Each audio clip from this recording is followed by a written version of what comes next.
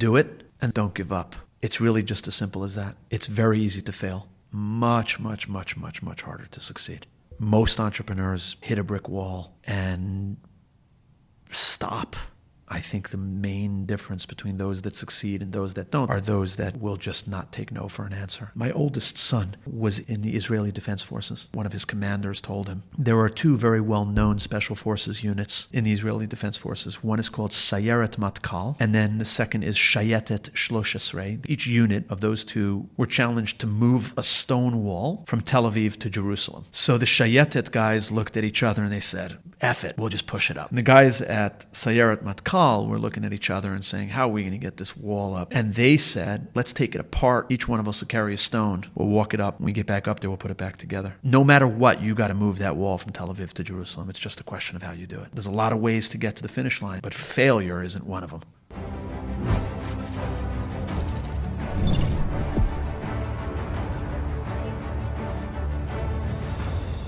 Good to have you on. Thanks for being here. My pleasure. Thanks for having me. Great to see you. You're so good looking. Thank you. I appreciate that. I remember the first time I met you, we had sold our company to ACV, and Craig Quisenberry asked me to join a call with some crazy guys. Yeah. And I remember him saying, like, dude, you're going to love this founder. And I'm like, why? And he's like, this guy is, like, different, man. Just watch. Jumped on the call. It was you. And, like, very much different. It was clear that you had been there and done that. The way that you just interacted with us, the way that you spoke, the language you used, it was clear, like, no, I run this shit. And I loved that about you. And I think we became, relatively instant friends. Like, we had a few calls together. I came to New York a few times. We met in person, and now we're here a couple of years later. So thanks for being on. Yeah. I think one thing that impresses me about entrepreneurs like you is you've seemingly been building companies for over 20 years, and you've built several. And you're very open about the ones that didn't work, and you're very open about the ones that did work. And so I'm happy that, today we're going to get to spend time diving into those. What do you think has made it so you have this desire to keep building company after company after company? I think it's probably a combination of two things. The first is intellectual curiosity. Love to challenge myself, enjoy challenging the people around me, enjoy challenging the status quo. And I think entrepreneurs inherently have that quality, if you will. The second is human beings were created to toil, to like literally work. And I found that for me, work means inventing things, creating things, building things, and hopefully having success doing it. So you put those two ingredients together and you probably get a true hardened entrepreneur. Interesting. What were you inventing and building before building companies? That's actually a great question. I had as a teenager, I had a hobby in photography. My dad introduced me to that. And it's a very interesting way of inventing in a way. It's art. You're maybe not necessarily inventing in a scientific way, but you're finding things, you're figuring things out, you're imagining things, and so on. All part of the process of inventing. So that was one thing. I studied hard based on my upbringing, my family life, and so on. It was very much culturally part of our life. Specifically the Bible and the Talmud, which is a portion of the Jewish Bible that's very complex, argumentative, the basis for a lot of our code of Jewish law, which ultimately became, the statutes that we live by. Originally, there was scholars debating, and in school for us, we get deep into that. And again, I think it's part of maybe not the traditional sort of inventing, but in an unconventional way. So as a teenager, that was very much part of who I was. Really interesting. Is that the reason you use the word toil? Is that an actual biblical term? Yeah. Okay. It actually comes from Job, one of the great early prophets. I'm very familiar with his story. Yeah. And one of the things that Job says is man was born to toil. And it's translated as work. That's a subject in and of itself. There's the simple translation, and then there's the deeper meaning. Job went through a very, toiled his whole life. Struggled, I would say, is probably the appropriate word for him. So yeah, Job. So there's a simple translation. There's the deeper meaning. It can be translated as simply toil. I believe that the Hebrew word is amal. That's the Hebrew word for toil.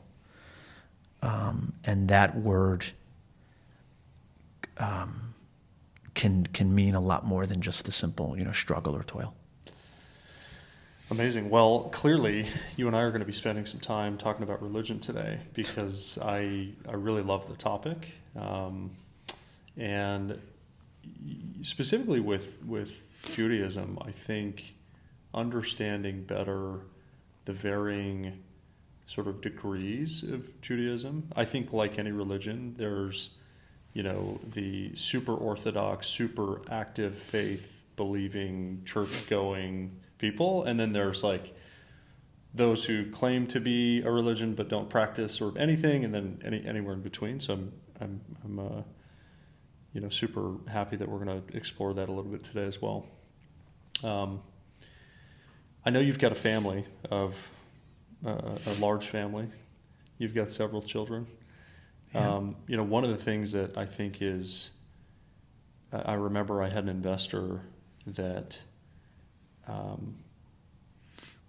we were pitching that we were really hoping was going to come into our second round of financing. And I remember this investor gave us a hard no, well into due diligence. And I thought, man, that was totally out of left field. And they gave us some kind of bullshit reason. And I remember saying,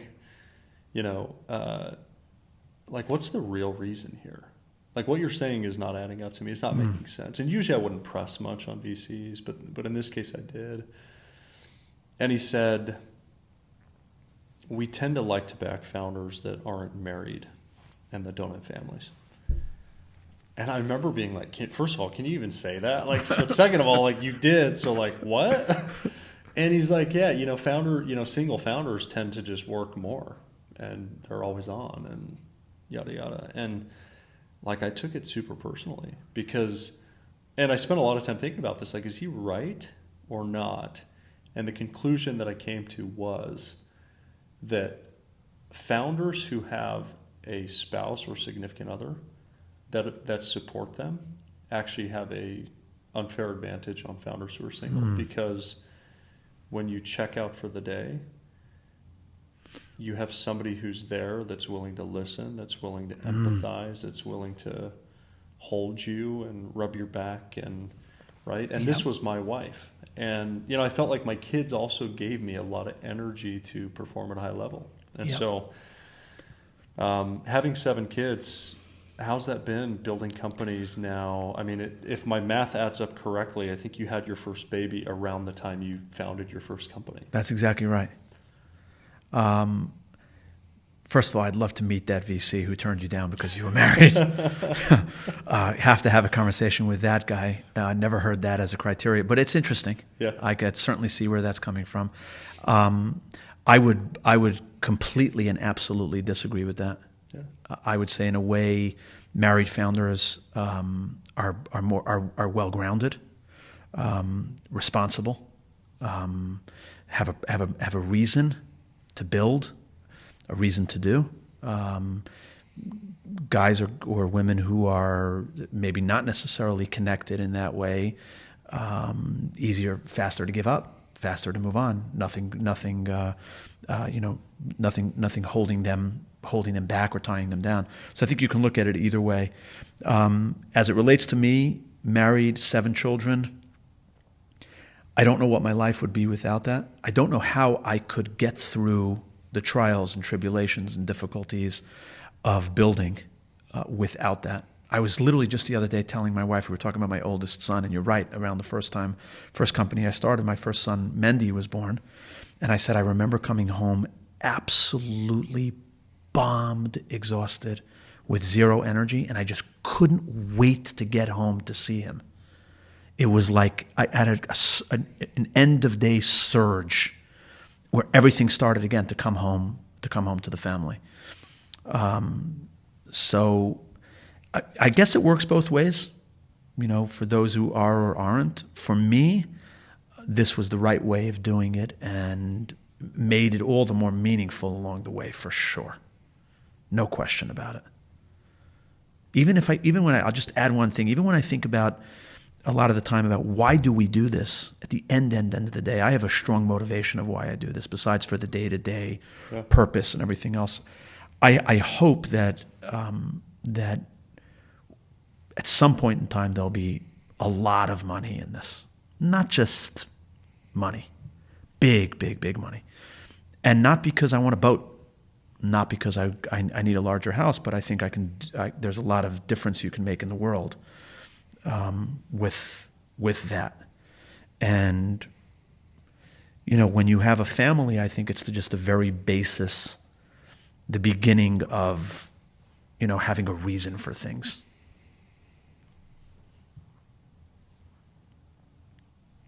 But it's tough. Balancing the two. You come home at the end of a day and your day starts all over again. Kids need dinner, bed, reading. Now I come home, my two little ones want to play soccer in the backyard. We bought them a soccer set.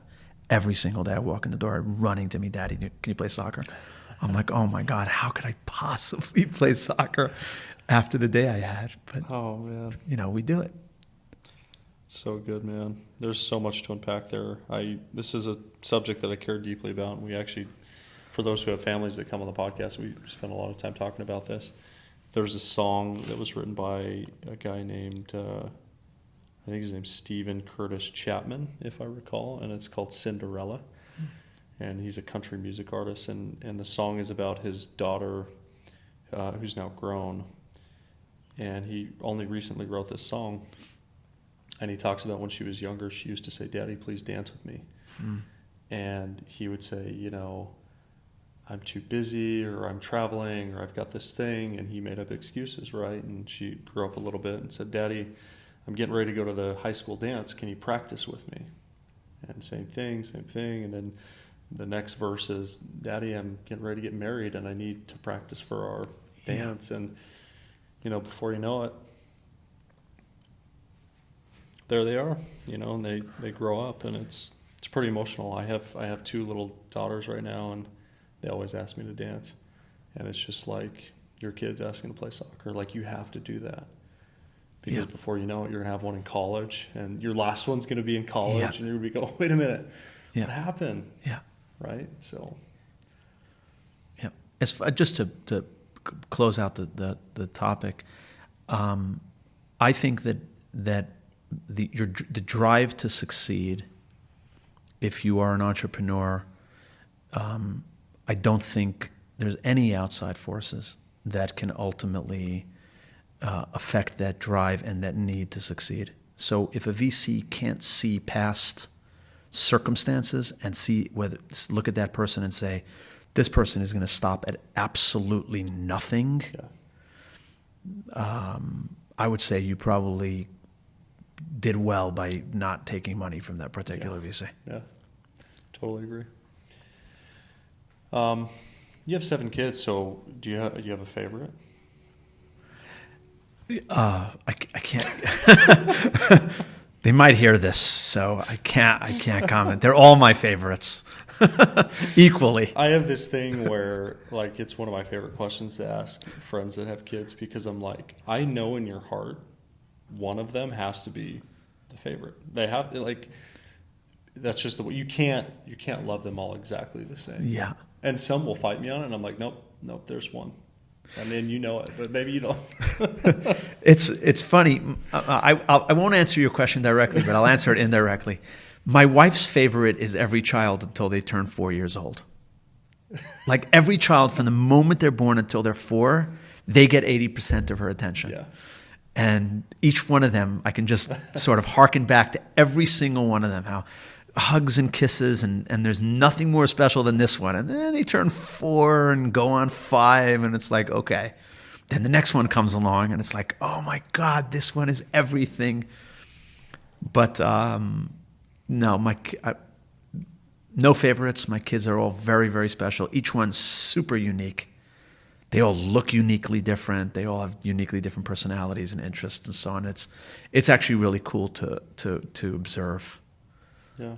When you get a chance to sort of take a step back and look at it, it's amazing.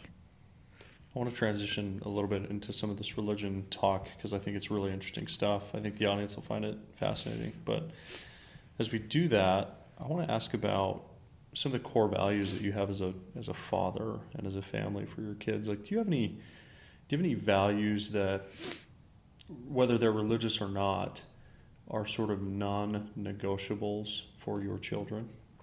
Absolutely.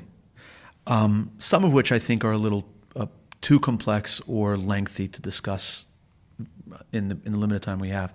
But I'll start with a few very simple basics. I think the recognition of God, godliness in this world is a value that supersedes everything, and from there everything sort of stems. So we try hard to imbue that in our children, and then there's sort of just a myriad of things.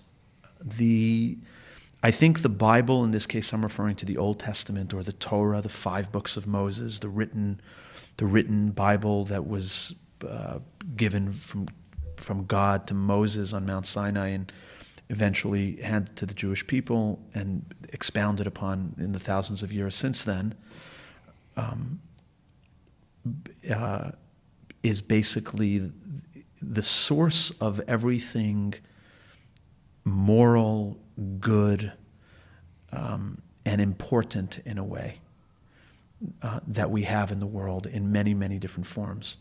So if you teach some of that to your children, in whatever form it is, through their formal education in school, or the things or the books that you have at home, or the practices that you practice, by default, I think your children will pick up on the things that just make us good people throughout our lives.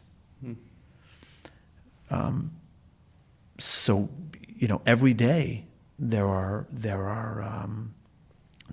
small things that come along the way.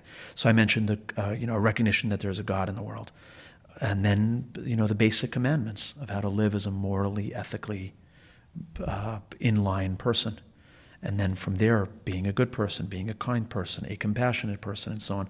But at the same time, having a certain, having a backbone, and knowing, and not necessarily, being weak or a pushover and so on. So there's a lot that goes into that. It's not necessarily the individual commandments of keep the Sabbath or eat kosher. It's more you imbue the broad concepts, and then you deconstruct them, and from those concepts, you ultimately, hopefully, are living a good and meaningful life.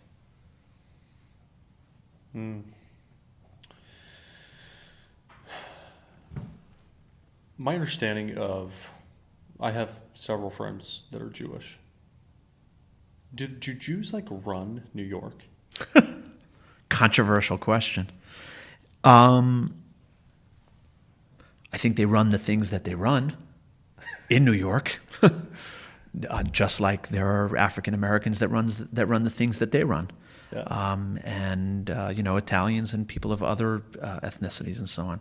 It's actually interesting you bring that up. I did lunch today with a gentleman who mentioned to me, this is a non-Jewish individual, who mentioned to me how amazed he is that the Jewish people are such a tiny fraction of the world's population, and yet they're even a topic of conversation.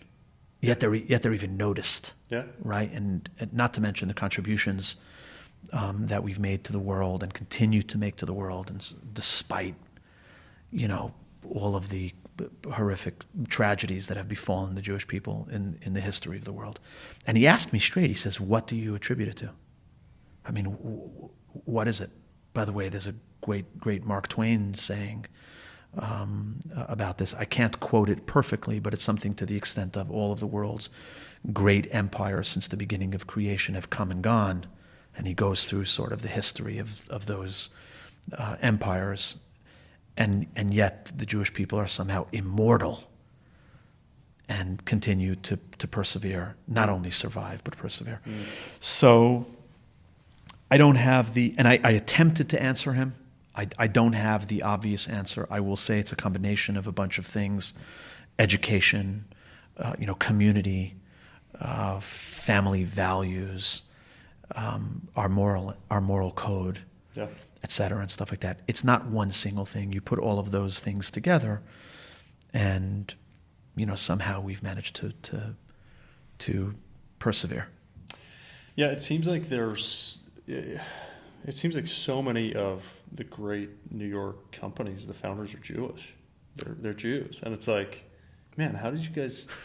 Are you guys just that much smarter, more talented, work harder? Like, do you band together in a way that creates network effects to be able to build really big stuff?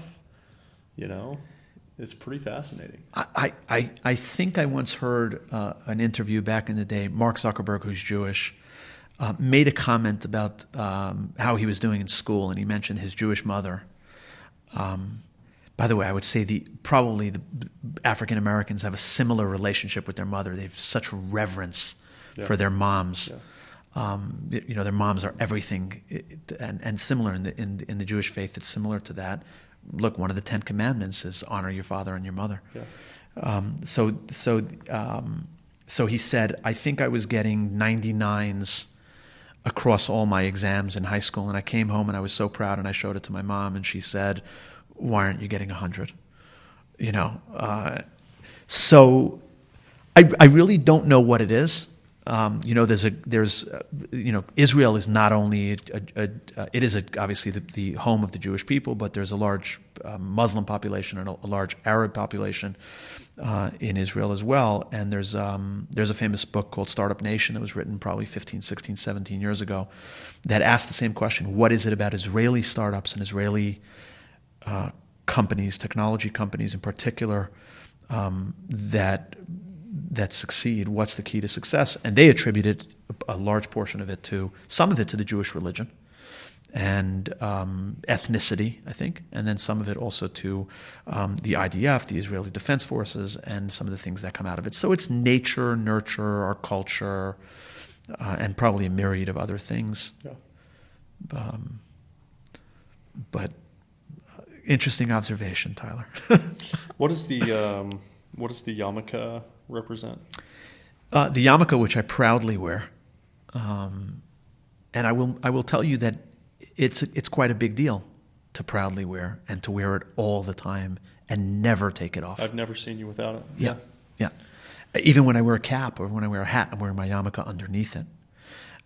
So it is a constant recognition of God being above us, although we believe that not only is God above us, God created the world. He constantly recreates the world. He is involved in every single thing that happens in the world and maintains its existence consistently. It is a symbol that we recognize that, and in a way, I think it's a symbol to the world at large that this isn't chaos.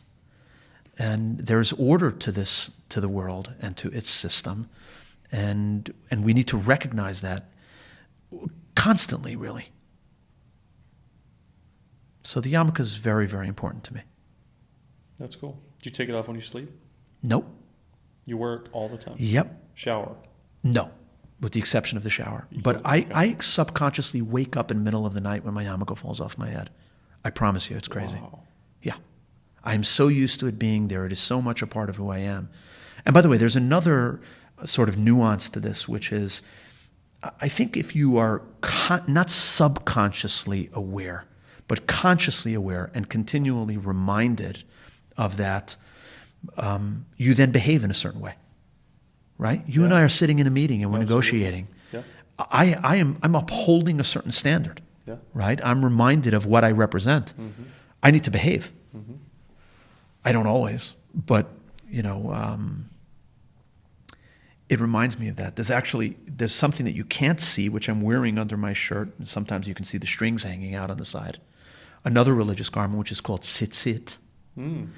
It's a garment that goes over underneath my shirt, over my chest, and over my back, and there's 4 corners on it, and there are strings attached to the 4 corners. It's actually a biblical commandment that when you wear a garment with 4 corners to attach these strings to it, and that also sort of reminds us. The Bible says, when you will look at them, you will be reminded of the commandments. So it just sort of brings it to your conscience, to the surface of all of these things and our purpose and who we are. And there's a very interesting, not to get off topic here too much for a second, but there's a very interesting story in the Talmud about a great Jewish sage who was about to do something inappropriate with a certain woman. And she was on a bunk bed. And this is the way the Talmud describes it. And he was climbing up. All he was wearing was his tzitzit. And he was climbing up this ladder to the top of the bunk bed to where this woman lay. And the strings of his tzitzit got caught. Yeah. And it stopped him from doing what he was about to do. But more importantly than that, she looked at him for a moment and realized that it was a religious garment that had stopped him from doing, we'll call it a sin. Wow. And she ultimately converted. It was a really interesting story. She got curious about it, and she ultimately converted to Judaism and ended up marrying this person. And we learn a lot from that story. So you never know, what a religious garment, what effect it can have. That's really amazing. Now, I know there's sort of levels to Judaism, like we talked about, right? You are what you would consider Orthodox Jew, Yep. right? Can you help me understand, what are the levels? What is the most hardcore type of Jew that you can be, and then what are maybe most Jews? So let's start with the fundamental basics. Yeah. If your mom is Jewish, you're Jewish, whether you like it or not. Okay. So we have a maternal lineage that goes back to the beginning of the Jewish people. Do you have to sort of manifest that in any way, like through baptism or anything like this? Nothing. Okay. If you are born to a Jewish mother, Then you're a Jew. you are Jewish. Okay. Even if your dad isn't Jewish, even if your grandpa isn't Jewish, it doesn't matter. Got it. If your mom is Jewish, you're Jewish. So to all those folks around the world that have a Jewish mother, welcome to the tribe. We'll start with that. You're stuck. Yes, you're stuck. Sadly, there's been negatives attached to that as well. We know in the Holocaust, the Nazis in particular were all about finding Jewish people, Yeah. and for sure they searched out the Jews whose moms were Jewish. But they even went as far as if one of 4 grandparents didn't matter if it was maternal or paternal, they considered you Jewish. But as far as the Bible is concerned, you're Jewish if your mom is Jewish. And that's your birthright. You can never get rid of it. If a Jewish person converts to Christianity, we still consider them Jewish. They've gone off the path, but they're still Jewish, and their children will continue to be Jewish. So most Jews in the world are Jewish by the virtue of the fact that their mother is Jewish. From there, as you mentioned, we go all the way to the extreme. The extreme is probably Hasidic Jews. So let's start with the extreme for a second. So Hasidic Jews are the Jews that you would see who are typically dressed in all black, Yep. Long coats. They wear the fur hats on the holidays and the Sabbath. Yep. They typically come from Eastern Europe, certain parts of Western Russia, the Ukraine, Belarus, Lithuania, Romania, Hungary, Poland, the Czech Republic, etc. Hasidic Judaism goes back a few hundred years, give or take, and they're extremely conservative, extremely observant. They have customs that they adhere to that on the face of it make life very difficult. So that's one extreme. I can give you some examples if we have some time, but that's one extreme. And then when you move away from that, then the step below that is Orthodox Judaism, and there is a variety of different takes on Orthodox Judaism. They come from all parts of the world. They may come from those parts of Europe that I mentioned as well. They're called Ashkenazi Jews. Sephardic Jews typically come from the Middle East. Sfard was actually Spain, and then those Jews migrated towards the Middle East. So you had at one point large populations of Jews in Iraq. In Iran, there was a big Persian Jewish community. There's still a big Persian Jewish community today. Egypt, Tunisia, Syria. Here in New York, we have a large population of Syrian Jews, et cetera, et cetera. And Orthodox Jews are Jews that adhere to the Torah, the Bible, and its commandments in whatever form they do that. When you move away from that, the step below that is conservative Judaism, less observant, adhere to less of the customs and day-to-day commandments. One step below that is what we know as Reform Judaism, even further observant. And then I would say the step below that are Jews who are unaffiliated or not observant at all. So pretty diverse clan, if you will, but we know who we are, whether we observe or we don't, and we have each other's backs. That's cool. Why did you choose to raise your family Orthodox? First of all, I was raised that way. I don't know if I would have had I not been born into this, but I think it makes I had a teacher in my teens who I was very close with and loved and respected, and when we would debate Judaism and our set of customs and everything that comes along with it, he would say to me, Nathan, look, it's as simple as this. You either want to make your life meaningful or not. Nobody's forcing it on you. Make that choice. And for me, it worked, and it made my life very, very meaningful. And I wouldn't give it up for anything in the world. Yeah. To transition, to set the stage for Rodo, I'd love to just hear, starting with embedded software, 2000, give the audience a look at what happened from the time you started your first company to the time that you ultimately started Rodo. I started out in embedded software for semiconductors and electronic components. Early 2000s, built a pretty significant company. We had a really interesting niche in that industry. I was actually in Israel at the time when I started the business. So we had made some connections in military and aerospace companies at the time. And they have specific demands for their components, for extreme environments, the things they need to do, how they need to do it, so on. And built up a company with a few subsidiaries over a period of about 8 years. I then exited that company, dabbled in what was known at the time as virtual currency just prior to crypto, right around the financial crisis, 2008, 2009. Had a company that did not succeed. It was called Kurrenci. We had a grand idea for a currency for the internet, again, prior to crypto and Bitcoin, and then sort of jumped onto the crypto bandwagon as that got traction. Then started a company in encrypted file sharing, which was called Dstrux, which was an amazing company. And then I walked into a car dealership one day, attempting to lease a car in New York, and had the experience that consumers typically have when you go into a car dealership, which I'll just say is less than optimal, and said, why can't I do this transaction online? And that's how Rodo was born.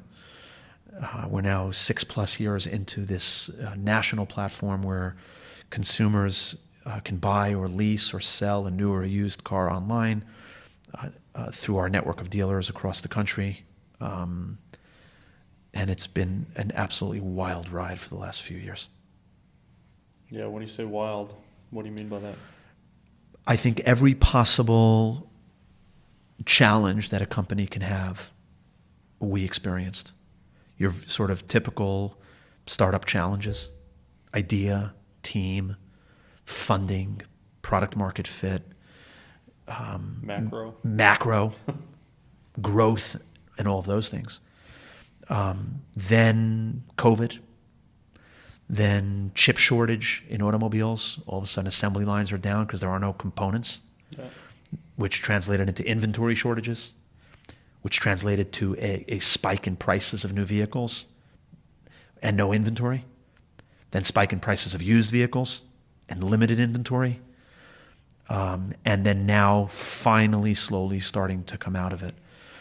So we faced an enormous mountain, an uphill battle since the founding of the company, and despite all of those challenges, we've continued to grow, continued to push forward, and continued to create value, and I'm very, very, very proud of that. Amazing. What is you and I met in the automotive tech space. What is it that Rodo is doing unique or different than some of these others, right? We've seen some of the struggles with some of the other third-party marketplace companies the last couple of years. I think if you would have asked anybody that knows anything about the auto industry in 2018, 2019, who's going to dominate the next decade? Is it going to be dealerships, or is it going to be like online digital retailers? Yeah. Everybody would have said digital retailers. But then COVID happened, and quite the opposite, right? So, describe exactly what it is that Rodo does, and how have you navigated COVID to sort of get through it, and now where are you at today, and how are you thinking about the future?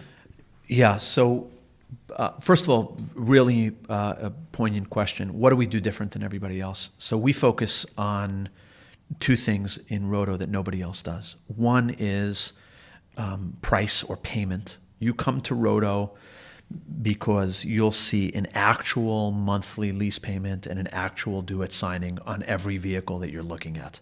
That price is specific to you. So if you are subprime, your credit will affect your monthly payment and the interest rate, or on a lease, as it's known, a money factor on that payment. You may be eligible for specific rebates and incentives if you're a first responder, or if you're a member of AAA or what have you. So what Rodo does is Rodo has a pricing engine that prices every individual vehicle for every individual consumer in every market in the country against every lender in the country, and then incorporates rebates, incentives, and taxes to say $199 a month with $2,000 due at signing. That's it. Mm-hmm. So it's a significant departure from the way automotive is advertised today, right? You see an ad, hey, lease a Honda Accord LE for $149 a month, and then you come into the dealership and they say, well, you don't qualify for this, and you don't qualify for that, and we didn't include taxes, and so on and so forth. So we focus heavily on the payment. The second is the transaction. You're doing the complete transaction online. So this is an end-to-end e-commerce transaction. It's not digital retailing, as the industry likes to refer to it, where ultimately the consumer comes into the store. Here, this is as you would buy anything else online. You're buying or leasing your car online as well. And I'm proud to say that I think we're still the only company that does this end-to-end in the way that I just described, despite the attempts of many companies and dealer groups over the last few years to get online, if you will, or to adapt digital retailing. So that's the differentiator for us. I will also just highlight that that's sort of what the consumer sees, or what the dealer sees about Rodo. Rodo has a SaaS business in the background.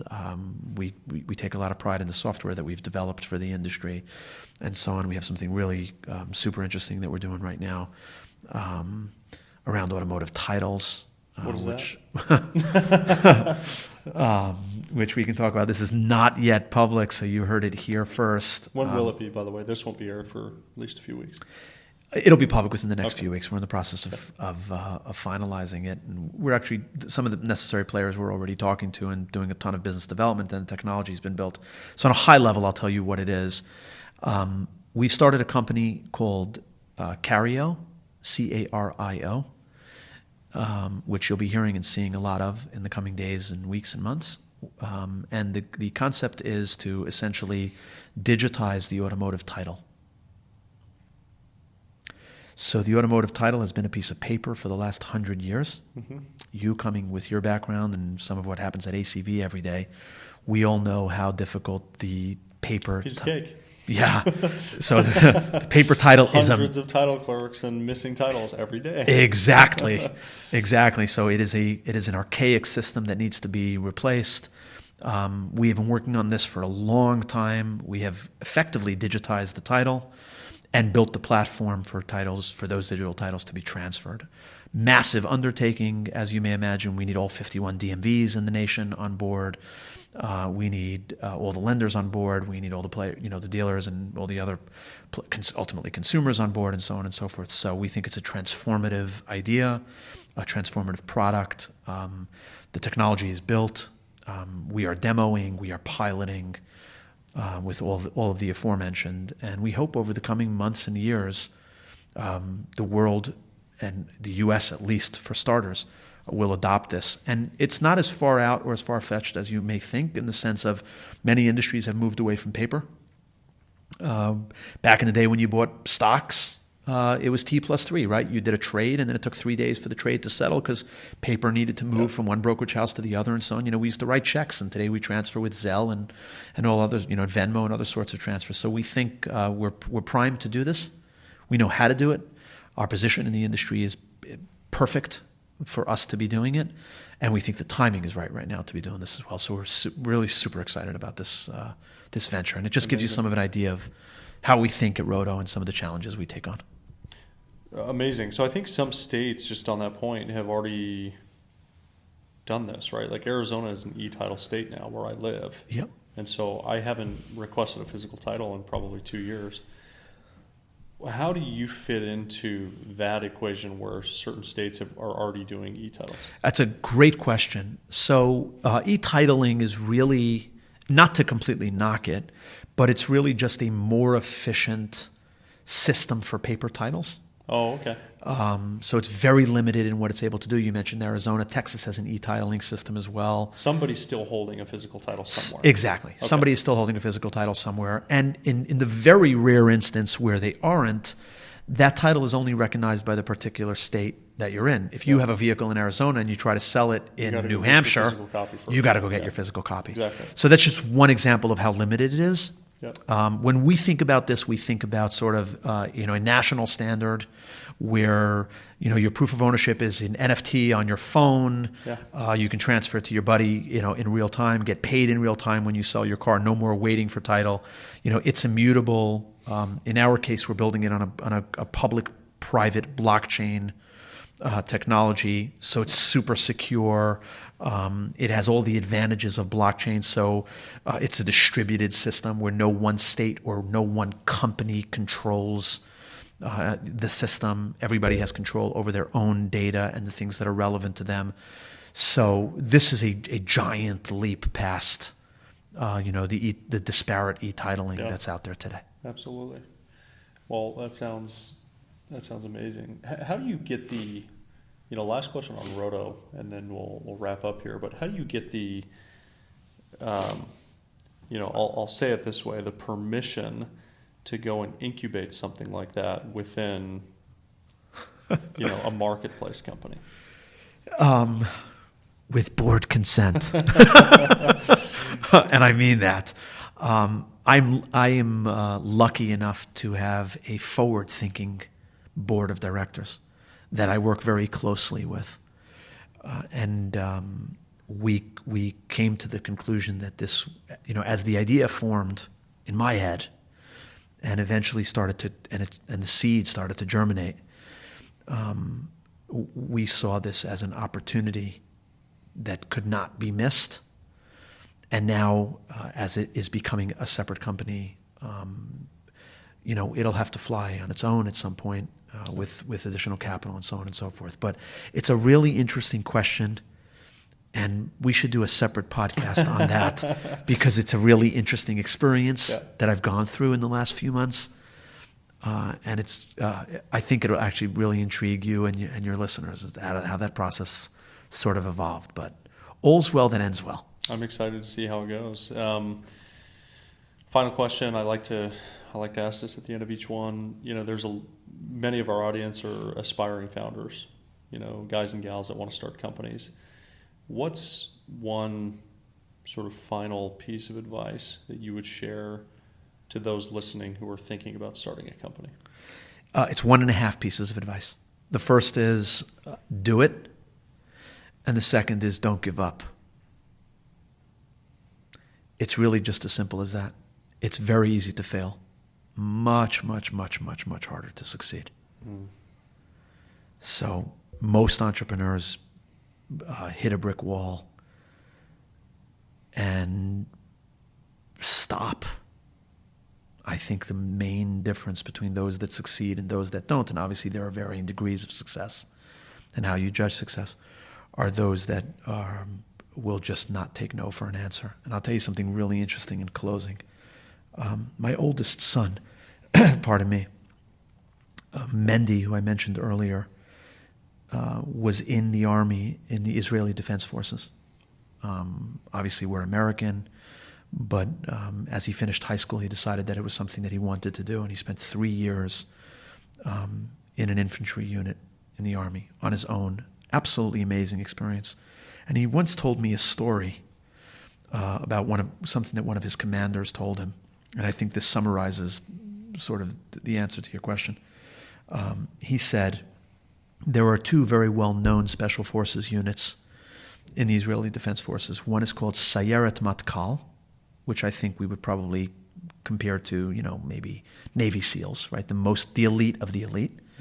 And then the second is Shayetet Shlosh, the Hebrew term for another special forces unit. Let's call them, Delta Force. Okay.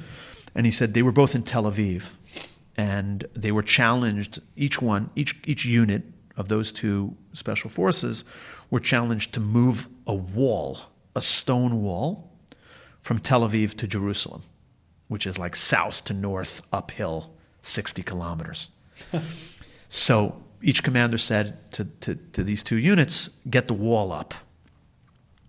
So the Shayetet guys looked at each other and they said,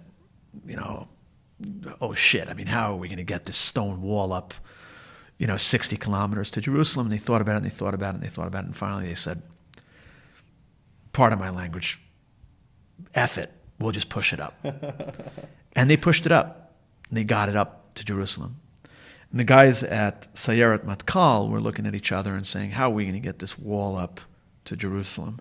They thought about it and thought about it. And they said, let's take it apart. Each one of us will carry a stone. We'll walk it up. When we get back up there, we'll put it back together. I don't know if the story is true or not, but it's a fantastic parable for entrepreneurs. No matter what, you got to move that wall from Tel Aviv to Jerusalem. It's just a question of how you do it. Yeah. So there's a lot of ways to get to the finish line, but failure isn't one of them.